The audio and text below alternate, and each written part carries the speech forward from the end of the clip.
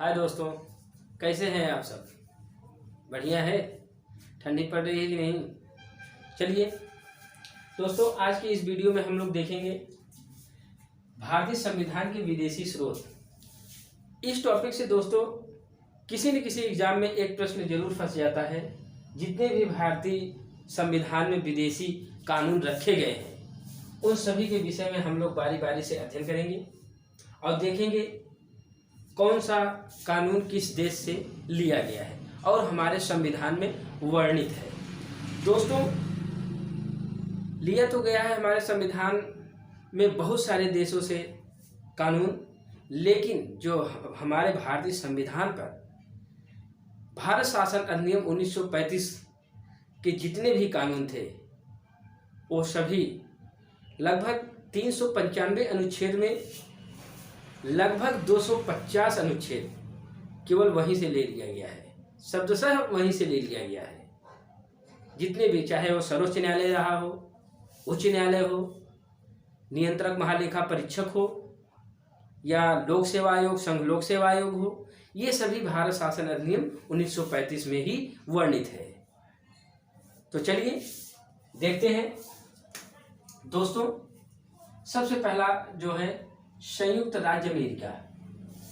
दोस्तों, संयुक्त राज्य अमेरिका के संविधान से लिया गया है मौलिक अधिकार। मोस्ट इंपॉर्टेंट है दोस्तों, मौलिक अधिकार। और दोस्तों, न्यायिक पुनरावलोकन। हमने दोस्तों मौलिक अधिकार से संबंधित वीडियो अपलोड किया हुआ है कि वर्तमान में कुल 6 मौलिक अधिकार हैं। वो सभी जैसे शोषण के विरुद्ध अधिकार, समानता का अधिकार, शिक्षा संबंधी अधिकार, ये सभी हमारे मौलिक अधिकार हैं दोस्तों। और न्यायिक पुनरावलोकन यानी न्याय से संबंधित जो भी कानून बना है उस पर हम लोग विचार कर सकते हैं। और दोस्तों, संविधान की सर्वोच्चता, न्यायपालिका की स्वतंत्रता। दोस्तों, न्यायपालिका पूरी तरह से स्वतंत्र है, वो किसी के अंडर में नहीं है, यानी कह सकते हैं निष्पक्ष है। ओके। और है दोस्तों निर्वाचित राष्ट्रपति एवं उस पर महाभियोग, यानी दोस्तों अनुच्छेद 61 के तहत जो राष्ट्रपति पर महाभियोग लगाया जाता है संविधान का अतिक्रमण करने के कारण, उसका भी उल्लेख दोस्तों संयुक्त राज्य अमेरिका के संविधान से ही लिया गया है। ओके, आगे देखते हैं। उपराष्ट्रपति भी यही से लिया गया है। उच्चतम व उच्च न्यायालयों के न्यायाधीशों को हटाने की विधि, ये भी दोस्तों यूएसए यानी अमेरिका के संविधान से ही लिया गया है। ओके, आगे देखते हैं। ब्रिटेन। दोस्तों, ब्रिटेन से संसदीय प्रणाली यानी जितनी भी संसदीय प्रणाली है, चाहे वो विधानसभा हो, राज्यसभा हो, लोकसभा हो, वो सभी ब्रिटेन के संविधान से लिया गया है। और दोस्तों संसद व विधानमंडल की प्रक्रिया, ये भी यही से लिया गया है। एकल नागरिकता। दोस्तों बहुत सारे कंट्री में हमने देखा है कि दोहरी नागरिकता है, यानी वो जिस देश का है उस देश का भी नागरिक है, यानी वो किसी दूसरे देश में चला गया वहाँ की भी नागरिकता ले सकता है। जैसे उदाहरण के रूप में दोस्तों अमेरिका में दोहरी नागरिकता का प्रावधान है, लेकिन ब्रिटेन में, भारत में केवल एकल नागरिकता का प्रावधान है। यानी एक बार केवल आप एक ही देश के नागरिक हो सकते हैं, 2 देशों के नहीं हो सकते। ओके, आगे देखते हैं। विधि निर्माण प्रक्रिया, संसदीय विशेषाधिकार, ये सभी दोस्तों लिया गया है ब्रिटेन के संविधान से। ओके, आगे देखते हैं। आयरलैंड से दोस्तों राज्य के नीति निर्देशक तत्व। दोस्तों अनुच्छेद 36 से अनुच्छेद 51 तक भारतीय संविधान में वर्णित है भारत के नीति निर्देशक तत्व। इस पे ये पूरी तरह से राज्य सरकार की दायित्व होगी कि वो एक कल्याणकारी राज्य की परिकल्पना कर सकता है इसके तहत। और दोस्तों राज्यसभा में 12 सदस्यों का मनोनयन। दोस्तों राष्ट्रपति द्वारा राज्यसभा में 12 सदस्यों का मनोनयन किया जाता है वो विशेष किसी क्षेत्र में विख्यात व्यक्ति होते हैं, चाहे वो समाज सेवा से संबंधित हो, विज्ञान से हो, कला से हो, साहित्य से हो। उन्हीं में से 12 सदस्यों का जो मनोनयन किया जाता है वो दोस्तों आयरलैंड के संविधान से ही लिया गया है। और दोस्तों राष्ट्रपति की निर्वाचन मंडल की व्यवस्था भी यही यानी आयरलैंड के संविधान से ही लिया गया है। जैसे राष्ट्रपति निर्वाचन मंडल की व्यवस्था, जैसे 50 सदस्य प्रस्तावक होते हैं, 50 सदस्य अनुमोदक होते हैं, ये सभी यहीं के संविधान से लिया गया है। ओके, आगे देखते हैं जर्मनी। जर्मनी से दोस्तों आपात उपबंध लिया गया है। आपात उपबंध दोस्तों हम लोगों ने देखा है 352, 356 और 360, यानी दोस्तों वह आक्रमण के कारण होता है। ये दोस्तों राष्ट्रपति शासन है, राष्ट्रपति शासन है ये।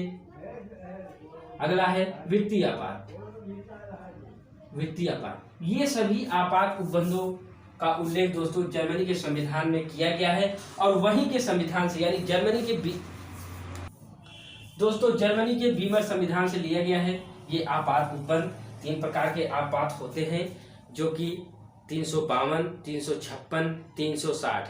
दोस्तों बड़ी अच्छी बात यह है दोस्तों कि इस कोरोना काल में भी हमारे देश में ये 360 अनुच्छेद जो है वित्तीय आपात आज तक अपने इंडिया में कभी भी नहीं लगा है और हम आशा करते हैं दोस्तों ऐसा वो दिन कभी आए भी ना कि वित्तीय आपात लग जाए अपने इंडिया में। ओके, आगे देखते हैं।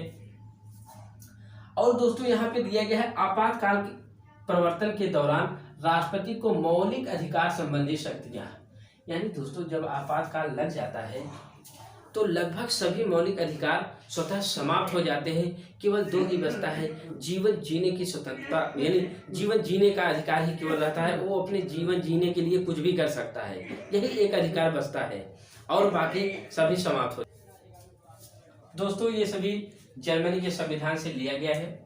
आगे देखते हैं ऑस्ट्रेलिया के संविधान से क्या लिया गया है दोस्तों, समवर्ती सूची। दोस्तों मोस्ट इंपॉर्टेंट है समवर्ती सूची। हमने संविधान में देखा है एक संघ सूची होती है, संघ सूची, दूसरी होती है राज्य सूची,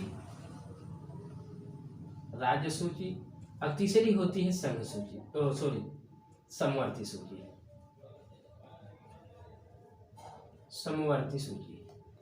दोस्तों समवर्ती सूची वो सूची होती है कि इस पे जो कानून बनाया जाएगा वो राज्य और केंद्र दोनों के द्वारा बनाया जाएगा, लेकिन अगर केंद्र की बातें अगर ज्यादा प्रभावी होगी तो वो केंद्र की मानी जाएगी और राज्य की नहीं। लेकिन ये दोनों यानी केंद्र और राज्यों के बीच के नियम कानून से संबंधित है कि एक समान होगा, यानी राज्य भी कानून बना सकता है, केंद्र भी बना सकता है, और जो अच्छा लगे यानी दोनों का अच्छा लगे मिक्स करके कानून बनाया जा सकता है।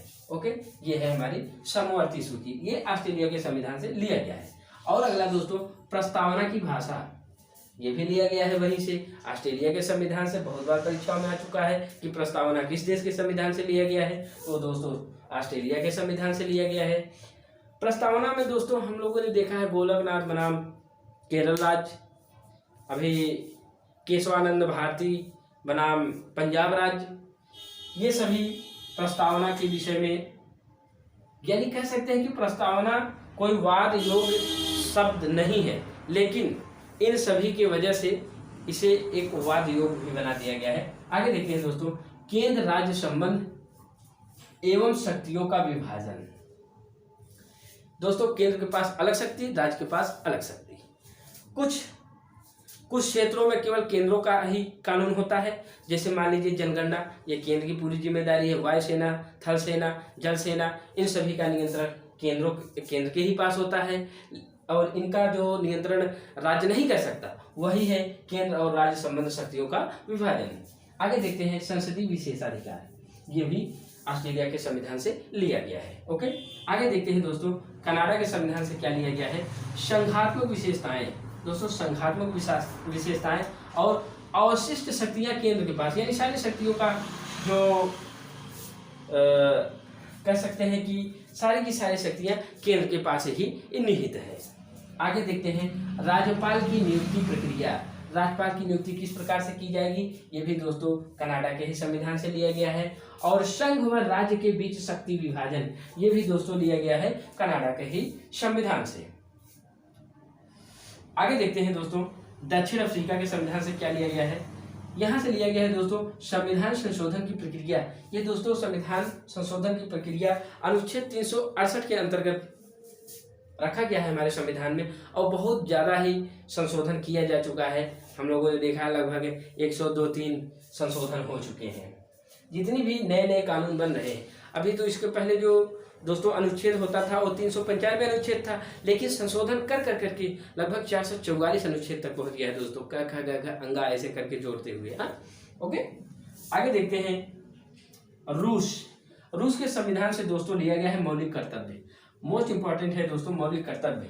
मौलिक कर्तव्यों की संख्या दोस्तों पहले 10 थी, लेकिन वर्तमान में अब ये 11 हो गई है। यानी मौलिक कर्तव्यों की संख्या जो है दोस्तों वो 11 हो गई है, और रूस के संविधान से लिया गया है मौलिक कर्तव्य। जैसे अपने जितने भी कह सकते हैं स्वतंत्रता सेनानी है उनका आदर करना, अपने तिरंगे का सम्मान करना, यही सब हमारा मौलिक कर्तव्य है दोस्तों। यह जो है दोस्तों 42वां संविधान संशोधन 1976 के अंतर्गत जोड़ा गया है रूस के संविधान से। ओके, आगे देखते हैं जापान से दोस्तों लिया गया है न्यायिक पुनरावलोकन, यानी विधि द्वारा स्थापित प्रक्रिया।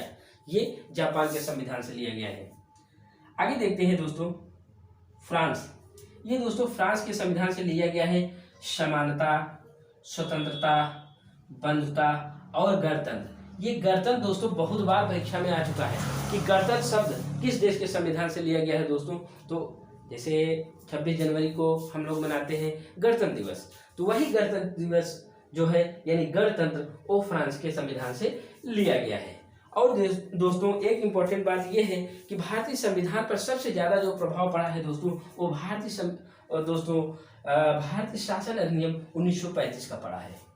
इसमें लगभग 250 अनुच्छेद लगभग शब्दशः ले लिया गया है। 250 अनुच्छेद, 395 में 250 अनुच्छेद कह सकते हैं कि पूरा ले लिया गया है 1935 भारत शासन अधिनियम 1935 के द्वारा। और दोस्तों जितने भी देशों से हमारे संविधान में कानून रखा गया है उन सभी का हम लोगों ने अध्ययन कर लिया, और हमें लगता नहीं कि कोई कानून बचा होगा। लगभग 10 है, 10 देशों के संविधान से, यानी कह सकते हैं विश्व का अगर कोई सबसे बड़ा संविधान या कानून है तो वो केवल भारत का है दोस्तों। यानी देख लीजिए लगभग 10 से 12 देशों के संविधान को एक संविधान में समाहित किया गया है। ये अपने आप में एक बहुत बड़ी बात है दोस्तों। और हमारा संविधान दोस्तों बनने में 2 वर्ष 11 माह और 18 दिन का समय लगा था दोस्तों। इतने दिनों में हमारा संविधान बनके तैयार हुआ था। यानी इतने देशों के संविधान को अध्ययन किया गया, और अध्ययन करते करते 2 वर्ष 11 माह और 18 दिन लग गया दोस्तों। और हमारा देश 15 अगस्त 1947 ईस्वी को आज़ाद हुआ, और कानून हमारा जो लागू हुआ दोस्तों वो 26 जनवरी 1950 को लागू हुआ। यानी हमारा देश गणतंत्र बना 1950 ईस्वी में। इस दिन हमारा ये सारा कानून लागू किया गया। ओके दोस्तों, अगर ये हमारा वीडियो आप सभी को पसंद आया हो तो लाइक और शेयर जरूर करिएगा। नमस्कार।